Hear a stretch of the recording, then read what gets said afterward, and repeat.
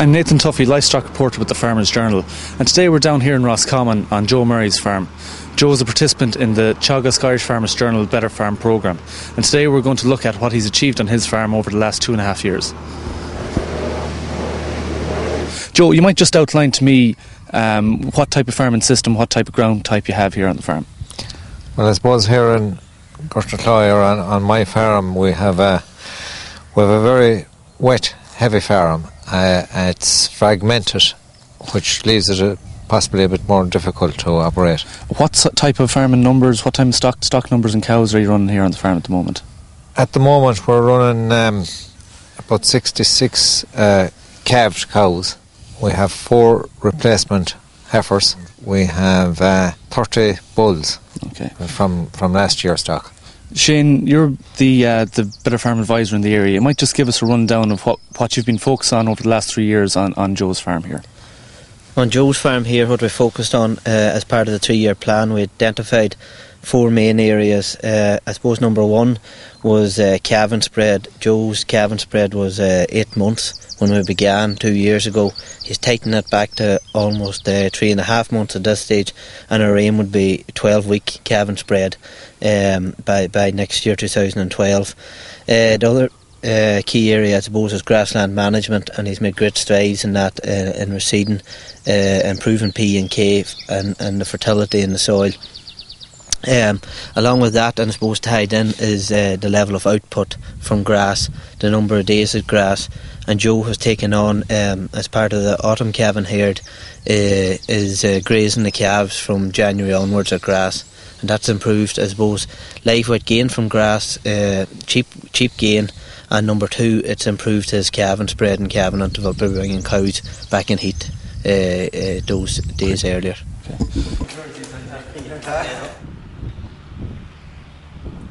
What has the gross margin increased by on Joe's farm here, and where do you hope it to be at the end of the 3 years?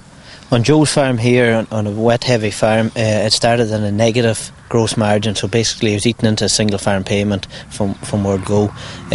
After 2 years he's increased that by 355%.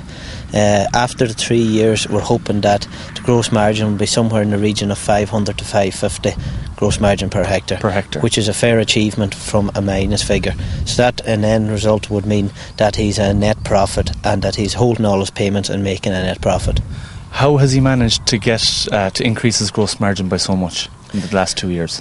The main areas that we looked at as regards increasing the gross margin was keeping a handle on variable costs, which was difficult, by increasing cow numbers, by correcting P and K, which meant that extra fertiliser compounds had to be applied, and also by reseeding it drove up variable costs. But we got a handle on that. We reduced the amount of meal input by making more use of grass.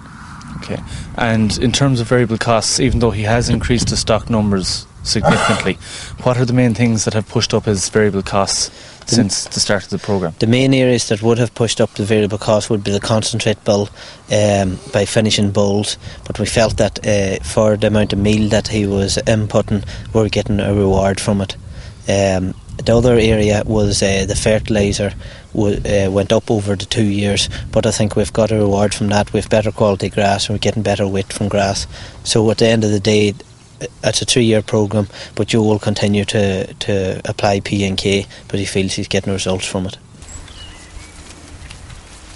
Joe, the other thing, you have a very wet farm. Does the paddock system have any advantages from a grassland management point of view in order to move stock on? Or it does, yeah.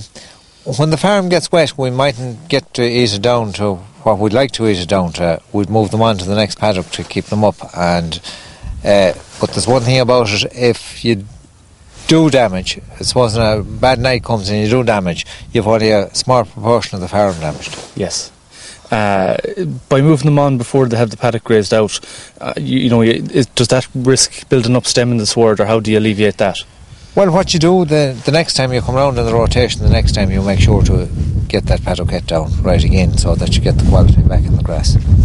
And say in the springtime and in the back end of the year, because you have a wet farm, what changes have you made to what stock you put out?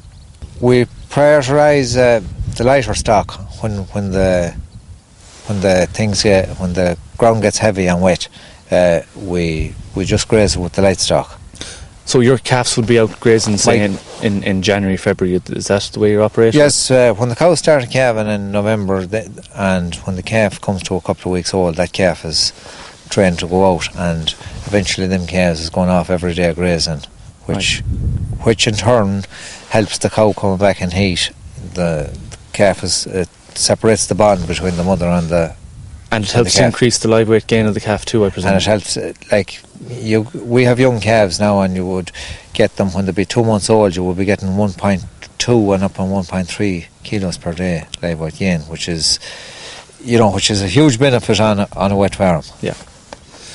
So today we've seen how Joe has increased his gross margin on his farm over the last 2.5 years through increasing output, better grassland management and better breeding management.